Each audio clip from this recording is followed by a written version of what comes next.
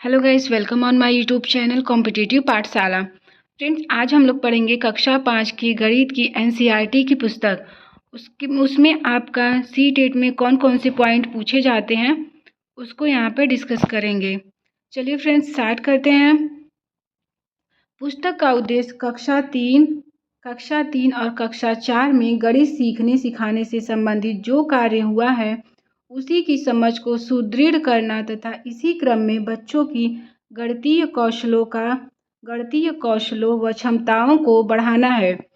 ध्यान रखिएगा, अगर आपसे क्वेश्चन, ये टैग वर्ड्स हैं कुछ जो अगर आपसे पूछ दे कि गणित का क्या उद्देश्य है, तो गणित बच्चों के गणितीय कौशलों व क्षमताओं को बढ़ाना है।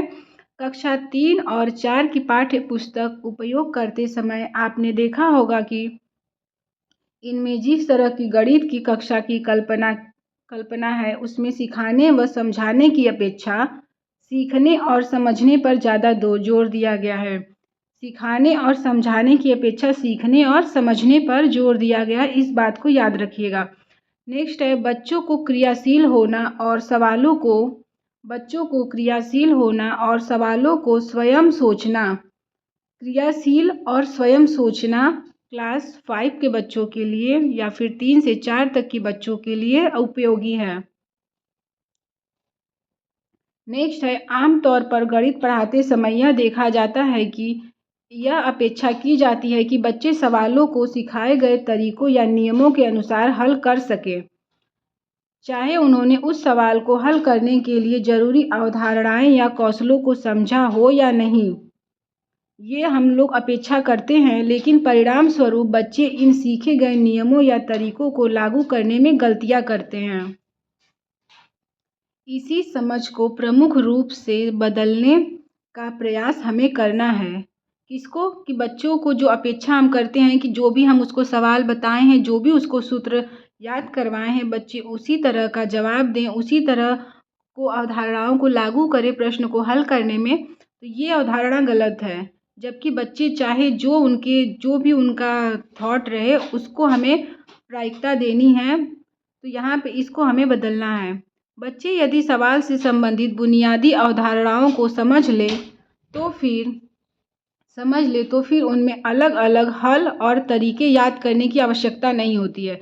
अगर कोई भी बच्चा आपके जो बेसिक कॉन्सेप्ट है अगर उसको समझ ले, तो फिर एक पॉइंट और यहाँ से याद रखिएगा कि बच्चों को बहुत से अलग अलग तरह के सवालों को हल करने का अभ्यास कराना चाहिए और हल करते समय किस तरीके से हल करना है। जब बच्चे प्रश्न हल करते हैं तो किस तरीके से हल करना है, यह सोचने का मौका मिलना चाहिए। तो यहाँ पे बच्चों को हम सब क्वेश्चन को हल करने के लिए देंगे, लेकिन वो क्वेश्चन को किस तरीके से हल करते हैं, उस क्वेश्चन पे कैसे उसका समाधान निकालते हैं, यह उन बच्चों को मौका देना चाहिए। शुरुआत में गणितीय संक्रियाओं को समझने के लिए ठोस वस्तुओं का अनुभव जरूरी होता है। ये पॉइंट याद रखिएगा कि शुरुआत में गणितीय संक्रियाओं को समझने के लिए ठोस वस्तुओं के साथ अनुभव जरूरी होता है। ठोस वस्तुओं के साथ ज़्यादा से ज़्यादा कार्य करना अवधारणाओं को समझने व उनको पुख्ता करने में मदद मिलता है। जब हम ठोस वस्तुओं के द्वारा किसी कॉन्सेप्ट को समझाते हैं तो वो कॉन्सेप्ट हमारा बच्चों के दिमाग में स्थायी होता है और उसको बेहतर तरीके से वो सीख सकते हैं। नेक्स्ट है, लेकिन धीरे धीरे बच्चों को इनके लिए तैयार किया जाना कि वे संख्याओं व गणितीय चिन्हों को अमूर्तता को समझ सकें और ठोस वस्तुओं की सहायता के बगैर भी गणित को सॉल्व कर सकें। धीरे धीरे उनसे वो ठोस चीज़ों को हटा के अमूर्त मतलब यहाँ पे वो कॉन्सेप्ट लागू होता है कि मूर्त से अमूर्त की ओर। देखिए, वही है कि ठोस से अमूर्त की ओर, मूर्त से अमूर्त की ओर बच्चों के जो भी उनकी सोच है उसको अग्रसर किया जाता है। नेक्स्ट है, उदाहरण के लिए हम संख्या की बात करते हैं।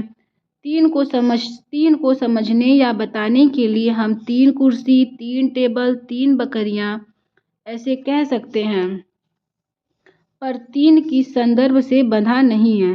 3 किसी भी संदर्भ से बंधा नहीं है।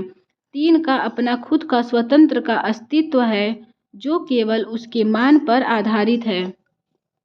हमें धीरे धीरे 3 वस्तुओं के समूह को अलग देख पाने की क्षमता में लानी होगी। अमूर्तता की ओर बढ़ना कक्षा 3 और 4 में जोर 4 की ओर ज़्यादा होता है। 3 और 4 के बच्चे अमूर्तता की ओर, ठोस वस्तुओं से अमूर्त वस्तुओं की ओर अग्रसर होने लगते हैं। इस प्रकार जूझना इस क्षमता को भी बढ़ाता है। जैसे कि अगर आप वही 2-3 के बच्चों को हम ठोस वस्तुएं देकर किसी भी कॉन्सेप्ट को समझाते हैं, 3 या फिर 4 कोई भी संख्या का गुणा भाग जोड़ घटाना कुछ भी सिखाते हैं, तो 2 और 3 के बच्चों को ठोस वस्तुओं से मतलब मूर्त से फिर धीरे धीरे इस ठोस वस्तुओं को रिप्लेस करेंगे और अमूर्त चिंतन का विकास करेंगे। नेक्स्ट है बच्चों के अनुभवों को गहरा करने व विश्लेषण करने में भाषा की भूमिका महत्वपूर्ण है। यहाँ पे जितने भी पॉइंट हैं वो सभी आपके CTET के एग्ज़ाम में इम्पॉर्टेंट है, तो उसको ध्यान से देखिएगा और ध्यान से उस पर विचार कीजिएगा। बच्चे पढ़कर सामग्री को समझ सकें तथा उससे संबंधित विचार अन्य लोगों के सामने व्यक्त कर सकें व समझा सकें।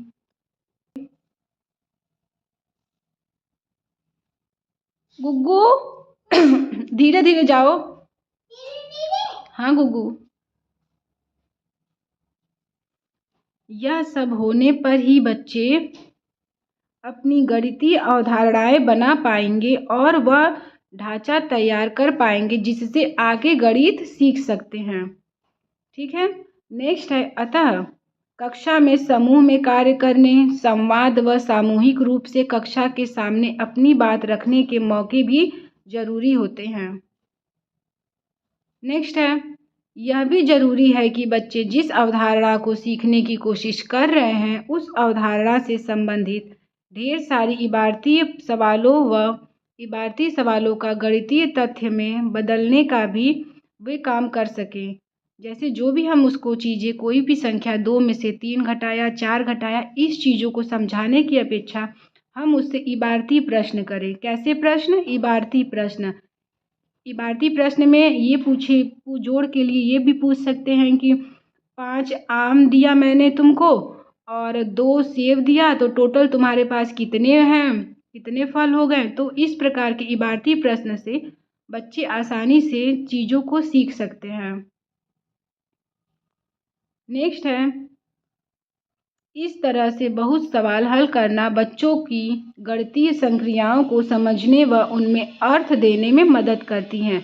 जब हम इबारती प्रश्न करते हैं तो वो बच्चों के जो सवाल हल करते हैं तो वो गणितीय संक्रियाओं को समझने व उनमें अर्थ देने में मदद करता है। नेक्स्ट है जैसा कि पहले भी कहा है, किसी भी अवधारणा से संबंधित अलग अलग तरह के सवाल करने से बच्चों की अपनी समझ में, जब हम अलग अलग अवधारणा की सवाल करेंगे तो जो बच्चे हैं उनको अपनी समझ को पक्का करने में मदद मिलती है। एक ही कॉन्सेप्ट को अगर बार बार आप बच्चों को सिखाएंगे उनमें अपसारी चिंतन का विकास नहीं होगा। तो जब हम अवधारणाओं से संबंधित अलग अलग तरह के सवाल बच्चों से पूछते हैं तो वो जो बच्चे हैं वहाँ पे अपनी समझ को पक्का करते हैं। इस बात को ध्यान रखिएगा। नेक्स्ट है विभिन्न तरह के सवाल करते हुए बच्चों को अपनी गलतियाँ पकड़ने व समझ को बेहतर बनाने का मौका भी मिलता है। जब हम विभिन्न प्रकार के सवाल करते हैं तो बच्चे अपनी गलतियों को पकड़ते हैं कि मुझसे यहाँ पे कहाँ, जैसे एक क्वेश्चन का आंसर अगर उन्होंने दे दिया, फिर हमने उसी तरह के दूसरे क्वेश्चन, तीसरे क्वेश्चन थोड़ा अदल बदल के पूछना स्टार्ट किया तो वो वहाँ पे समझ जाते हैं कि उनसे कहाँ पे गलतियाँ हुई हैं और उस चीज़ को वो अगर स्वयं पकड़ के उसको सुधारने की कोशिश करते हैं तो ये उनके लिए सबसे ज़्यादा बेहतर होता है। नेक्स्ट है अतः आपसे अपेक्षा है कि आप पुस्तक में दी गई सामग्री के अलावा, यहाँ पे अब शिक्षक की क्या भूमिका है, तो शिक्षक की भूमिका यह है कि पुस्तक में दी गई सामग्री के अलावा जो अन्य नए नए सवाल बनाए जा सकते हैं, नई नई गतिविधियां कराई जा सकती हैं, उसका आयोजन करें। यहाँ पे बच्चों को एक्टिविटी करा के किसी चीज़ को सिखाने की बात कही गई है। नेक्स्ट है गणित की अवधारणाएं एक दूसरे से जुड़ी हुई होती हैं। अगर आपसे पूछें कि गणित की अवधारणाएं एक दूसरे से जुड़ी हुई हैं या फिर स्वतंत्र है, तो आपका जवाब होना चाहिए कि गणित की अवधारणाएं एक दूसरे से जुड़ी हुई होती हैं। उदाहरण के लिए देखते हैं कि ये अवधारणाएं कैसे एक दूसरे से जुड़ी हुई हैं। तो बच्चे ने जोड़ सीख लिया है तो वह गुणा की अवधारणा को सीखने में मदद करता है। अगर कोई बच्चा जोड़ सीख लिया है 4+4+4, तो फिर इसको हम गुणा भी सिखा सकते हैं कि 4 को 4 बार न लिख के 4 को गुणा 3 बार कर देंगे तो सवाल का जवाब उसी तरह वही आएगा। तो इस तरीके से जो बच्चा है वो जोड़ की समझ के साथ गुणा करना सीख जाता है। इसलिए जो गणित की अवधारणा है एक दूसरे से परस्पर जुड़ी हुई होती हैं। नेक्स्ट है, गणित सिर्फ कक्षा तक ही नहीं सीमित है वरन बच्चे के साथ उसके घर भी जाता है। जो गणित है वो केवल कक्षा तक ही नहीं, घर तक, समाज तक, हर जगह गणित पर्याप्त मात्रा में फैला हुआ है। इससे इसके लिए बच्चे के आसपास व दैनिक जीवन में गणित से संबंधित अनुभवों को भी कक्षा में स्थान देना चाहिए। जीवन में जो भी बच्चे के दैनिक जीवन में गणित से संबंधित अनुभव हैं उनको भी आपको कक्षा में स्थान देना चाहिए। ये दायित्व है एक शिक्षक का। नेक्स्ट है, यह इस पुस्तक का पहला इस पुस्तक को बच्चों के साथ उपयोग में लाते हुए आप जो भी समस्या आती है तो उसको ज़रूर लिख कर बताइएगा। यदि आप बच्चों को कुछ भी समझा रहे हैं और उनको जो भी समस्या आ रही हैं तो उनका एक पोर्टफोलियो भी बनता है।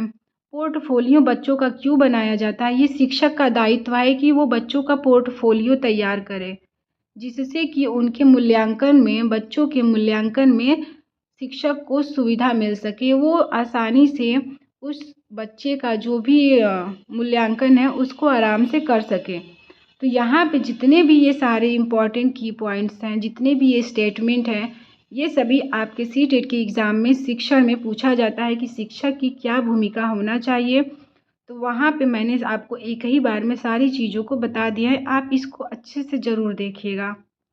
ठीक है फ्रेंड्स, चलिए आगे देखते हैं कि सीखने का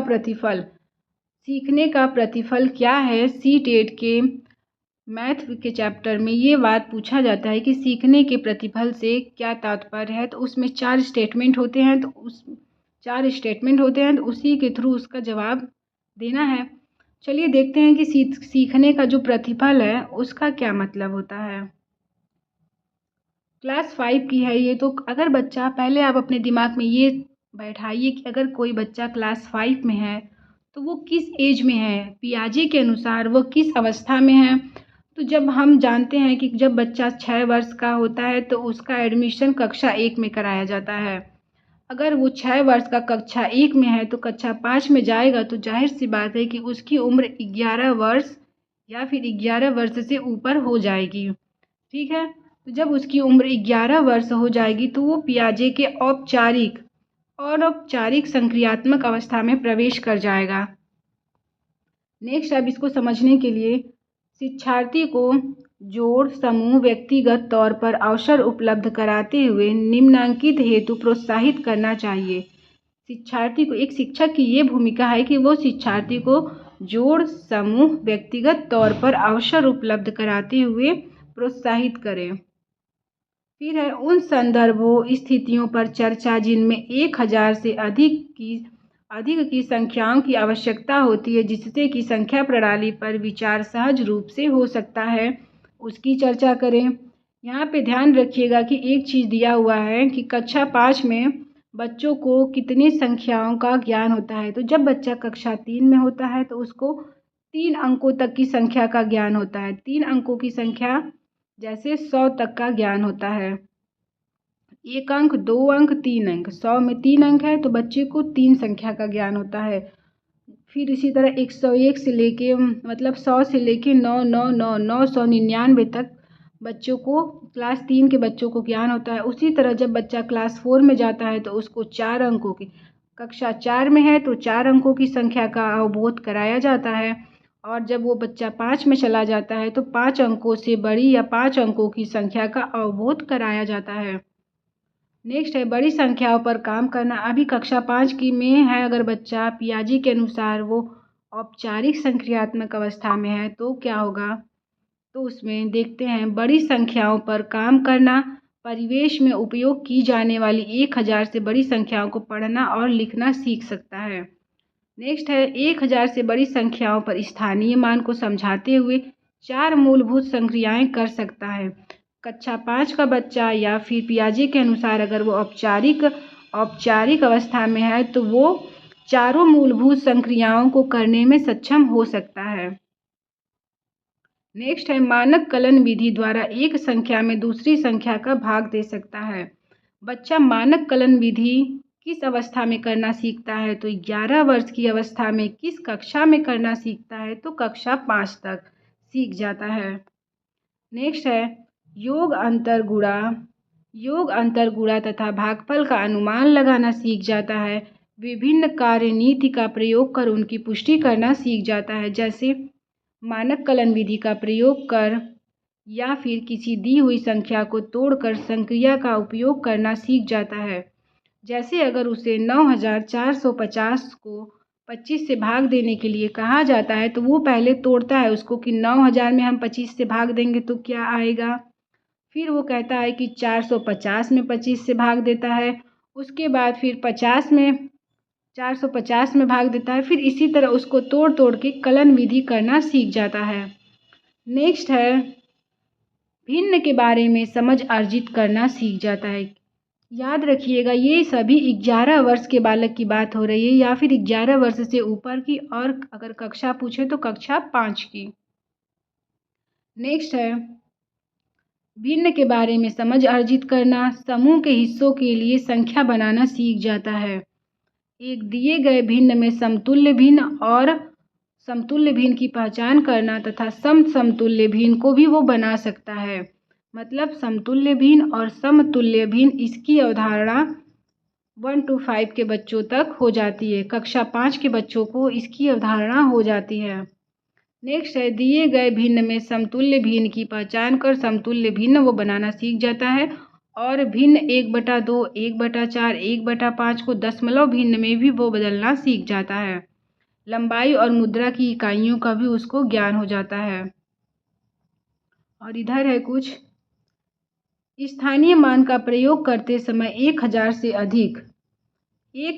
अधिक की संख्याओं को प्रदर्शित करना, जैसे 9000 से बड़ी संख्याओं का विस्तारित रूप बताना इत्यादि बच्चा सीख जाता है। नेक्स्ट है भिन्न को दशमलव भिन्न तथा दशमलव भिन्न को भिन्न में भी बदलना कब सीखता है? तो औपचारिक अवस्था में सीखता है, कक्षा 5 में सीखता है। नेक्स्ट है कोणों तथा आकृतियों की अवधारणा। याद रखिएगा कि कोणों तथा आकृतियों की अवधारणा की समझ कोणों को समकोण, न्यून कोण, अधिक कोण वर्गीकरण करना सीख जाता है। वो बताना सीख जाता है कि कौन सा समकोण है, कौन सा न्यून कोण है। इस तरीके से वो बताना सीख जाता है कौन सा अधिक कोण है।